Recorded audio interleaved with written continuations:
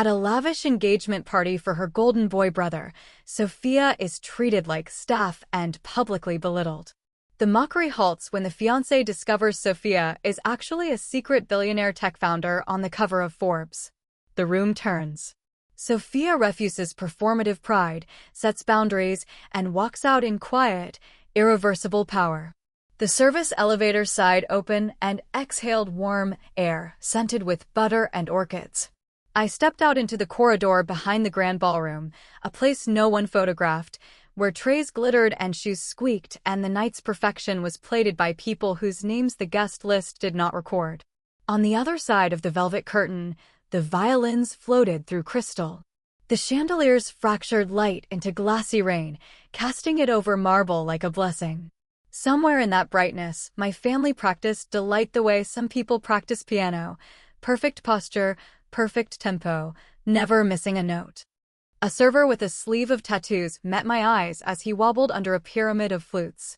"You good?" he whispered. "I'm fine," I said, and relieved him of 6 glasses, the weight familiar.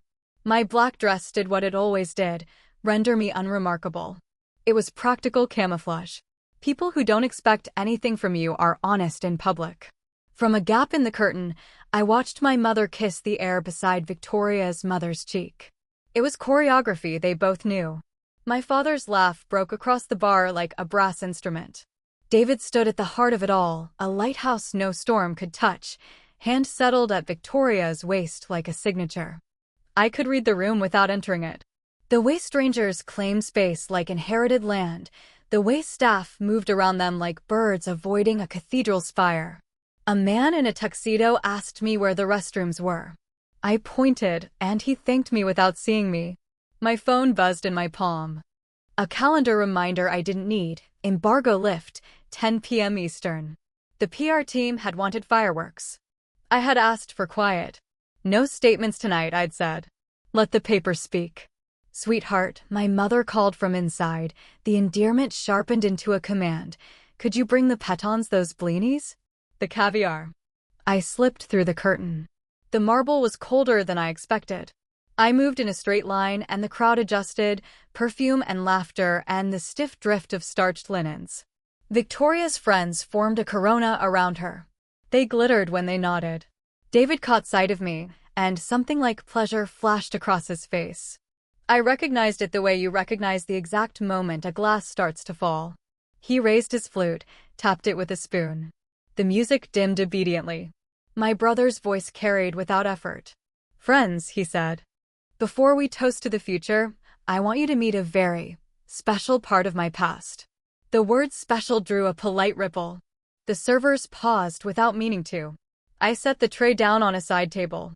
In the reflection of a silver cloche, I could see my face, composed, eyes clear. Ready. There are nights you stand outside your own life and decide whether to go in. I stepped forward, and the curtain fell closed behind me. David steered the moment like a captain who believed the ocean existed to flatter his hand.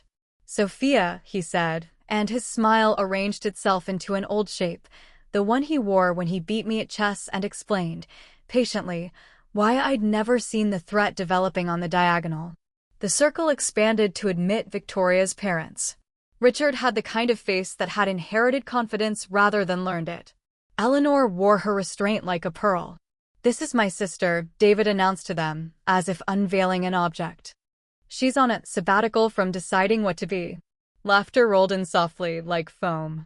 The Peton smiles didn't falter, but their eyes flicked as if following a sudden draft. My mother, eager to help the narrative along, laid a hand on my shoulder the way you steady a vase. "She's very creative," she added. "A free spirit. We adore her." "Well," Eleanor said with that practiced gentleness reserved for harmless creatures, "the world needs dreamers." I could feel the air seal around the choice David had made. A story needs a hero needs contrast. We had always been composed this way, lit from opposite sides. It worked better for the photographs. "Tell them about your temp work," David suggested, his tone harmless to anyone not listening for edges. His friends chuckled. A phone camera rose like a periscope. My father's associates, men who treated numbers like smooth stones, watched with an interest they would later describe as casual. 1,000 old evenings crowded in, dinners where I learned how silence keeps a table calm, holidays where I folded napkins instead of opinions. I could feel the shape of those memories, a cage made of polite things. Victoria, who was skilled at smiling while reading, glanced down at her phone, thumbs moving. She was planning out loud, chartered boats, guest lists, flights. Her screen lit her face from below, blue as aquarium glass. Monaco, then Amalfi, she murmured, then Paris. I let my gaze travel. A young cousin stood in the second row of admirers, face tight, eyes darting between us. He shifted from foot to foot, wanting to step in and not knowing where there was to step. On the periphery, a sous chef had stopped mid-slice, knife poised over a lemon, attention arrested by a feeling in the room that hadn't reached language yet. David placed his arm along Victoria's shoulders, claiming and claimed. Sophia's always marching to, what is it? Her own drum, he said, and the drum became a toy in the room's imagination. Another wave of soft laughter, a tide that tucks the sand into submission. This is the part, I said quietly, not into a microphone, not for the room, where you confuse uncertainty with lack. Only the cousin heard me. His mouth opened, shut. He would remember later that I said something and he did not ask what. There are two ways to disappear. One is to be erased. The other is to become the only thing in focus. At 9:59, every device in the room prepared to choose. The quartet had taken up a lilting waltz again, but it sounded suddenly like a clock clearing its throat. Glasses kissed. Ice settled. A server brushed my elbow in apology. I stepped a half-inch aside and felt the magnetism of eyes that hadn't yet arrived at me. Notifications fired around us like the faintest summer hail. One phone, then two, then a scatter. Not the shrillness of gossip, but the low chime of business. The cousin's eyes shot to his pocket. Victoria's screen buzzed with a row of banners she tried to swipe away until one of them stopped swiping. Her face changed in increments, interest to confusion to the stillness of recognition.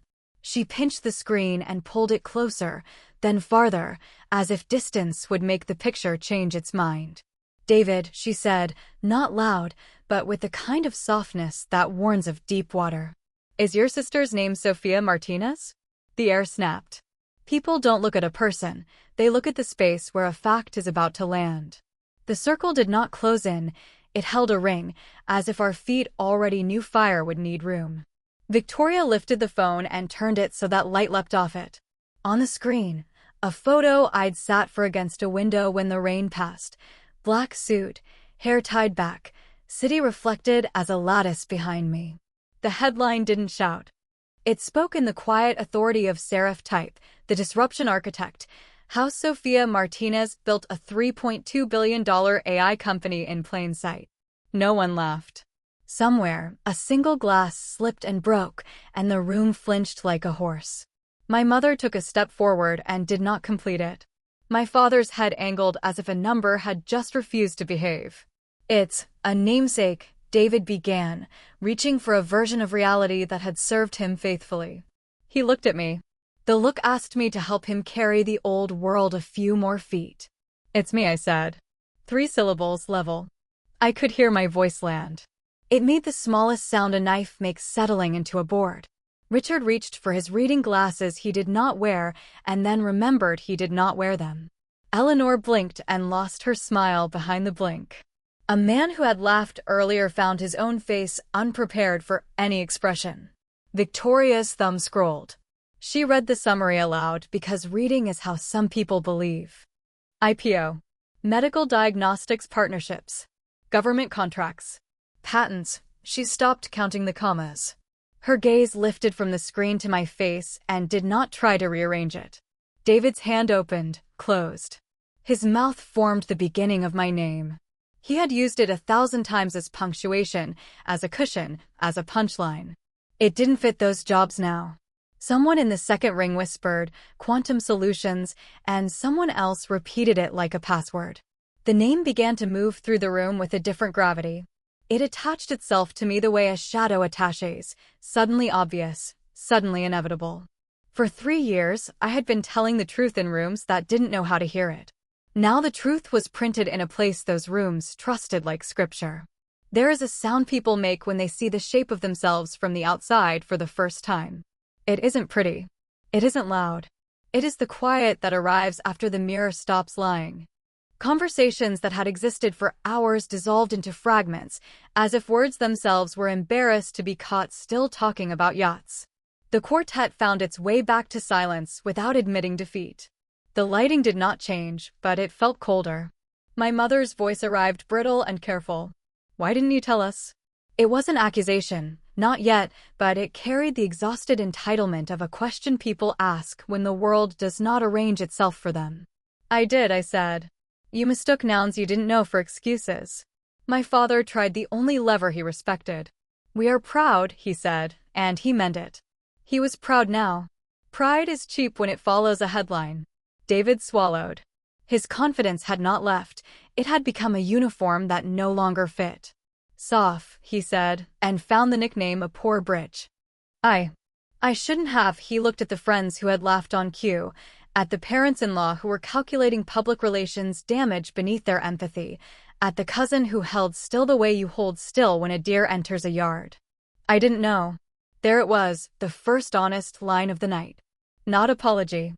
Not yet. Awareness has to drag itself up the hill alone before it can carry anything back down. Victoria took a step toward me. Her instinct for optics and her instinct for decency wrestled briefly and arrived at something human. "Would you like to speak?" she asked, offering me the room the way you offer a glass of water after a person chokes. Not as a stage. As mercy. 100 phones watched from laps and hands and pockets. Screens glowed like plankton. Somewhere, my own phone buzzed with the distant industry of people who worked for me, comms, legal, security. The machinery of my life hummed politely, waiting for instructions. The machinery of my childhood creaked with age and refused to budge. I looked at the faces that had looked through me all evening. Their expressions were theater masks that didn't know which way to face. I thought of the servers, lined along the wall, pretending not to look. I thought of the cousin, holding his breath. I could have shrugged and left. I could have smiled like glass and closed the door behind me, the generational fantasy of silent revenge complete. Instead, I asked myself the question that drives all my work. What solves the problem, not just wins the scene? "I'll be brief," I said. Richard tapered forward, attentive in a new way. Eleanor's chin lifted, not in defiance, but to hear better. My mother's hands twisted themselves into a prayer without a god to address. David stared at me as if I were a coastline that, upon inspection, did not match any map. If you're lucky, there is a moment you recognize as a hinge while you are still standing inside it. It asks what kind of person you are when no one can force you to be anything at all. I took the flute David had tapped to summon attention. It was still ringing, almost inaudibly, with the last vibration of his authority. I didn't stand on a chair or ask for the quartet to still their bows. I lifted the glass to chest height. It held nothing. That felt correct. "Families," I said, "are stories we tell about ourselves. Some of those stories are useful. Some are just easy. No swagger. No smirk." The room leaned in a half-inch. The servers were listening. The marble was listening. For 3 years, I continued, I tried to add new pages to our story. They were technical. They were complicated. They were not charming. You didn't like those pages, so you closed the book and handed me a roll that made the rest of the chapters read better. I saw the cousin lower his eyes, the recognition hitting its mark. I didn't aim to wound, only to label. I'm not here to gloat. If I'd wanted to arrive with a spotlight, I would have. I live quietly because the work requires it, and because performance is the tax people like me pay when we confuse attention with respect. I let that line rest long enough to be understood and not long enough to be quoted. To Victoria and David, I said, turning the room back to its original gravity. May you build a life where you hear each other when the words are unfamiliar. May you tell each other harder truths sooner. May you be brave enough to be wrong out loud before you are forced to be. I lifted the glass. The room, unable to resist choreography, lifted theirs. The sound that followed wasn't applause. It was breath returning. I set the flute down. As for the rest, I added, quieter, we'll handle it privately. Or not at all. That last sentence wasn't for the room. It was for the 4 people who had composed my first and most complicated audience. My mother opened her mouth and closed it. My father's jaw worked around a word he didn't have. David took a step and stopped at the edge of a distance he'd never noticed before.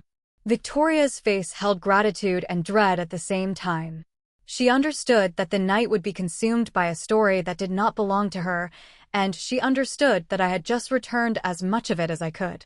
There is a temptation, in moments like these, to twist the knife. It is the most boring temptation in the world. Power can do better work than that. Congratulations, I said, not to the room now, but to the 2 people at its center. I meant it. The meaning would survive the headlines. I turned. The circle did not close to keep me. No one dared make a shape that could be read as restraint. I walked past the ice sculpture that would not live to see dawn, and into the corridor where the air smelled again like butter and orchids and relief. Behind me, the quartet found a new song and played it as if it had been chosen all along. Outside, the night had a temperature that belonged to no one. The doorman gave me the kind of nod reserved for people who tip well and say please. A black car eased to the curb. The driver stepped out, opened the door, and didn't ask a single question with his eyes. The city looked like a circuit board from the back seat, grids lit with intention. My phone vibrated. Comms. Embargo broke clean. Sentiment net positive. Stock reacting. Do you want a statement tonight? Legal. Flagging a potential defamation angle recorded remarks. Advise no comment until review. Ops. Security posture green. I typed, no statement. No retaliatory posture. Tomorrow we talk about science. Then I put the phone face down and watched a couple arguing gently on the sidewalk, their hands moving in a choreography I recognized, love trying to stay kind while it rearranges itself. David's name appeared on my screen. I let it ring once, twice, and answered. There is courage in picking up. We were cruel, he said, without prelude. Not just tonight. I was. I liked how it felt to be taller. Some things can only be learned when a mirror is forced into the room, I said. Some things should be learned before that. I don't know how to fix this, he said. His voice was smaller and truer than it had been in years. Not the headline. Us. You start by not asking me to pretend the before didn't happen, I said. You stop performing contrition. You listen. You learn the nouns. Silence. Then, will you let me try? Trying is not a favor to me, I said. It's a requirement for you. He breathed out. Okay. We hung up not as enemies or as siblings restored, but as 2 people who had agreed to live with the size of the work ahead. That is as honest as endings get. The elevator opened onto the apartment the world would learn to call a penthouse. It was only a high room with good light.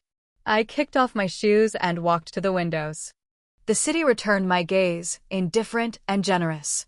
I thought of the lab, the chilled air, the hum of equipment behaving.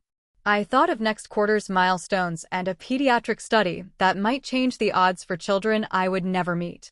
My phone buzzed again. A junior engineer sent a blurry photo from a tiny celebratory dinner 2 time zones away, 6 people in hoodies around a beige cake that said in blue icing, "We build the hard things." Someone had drawn a crooked heart.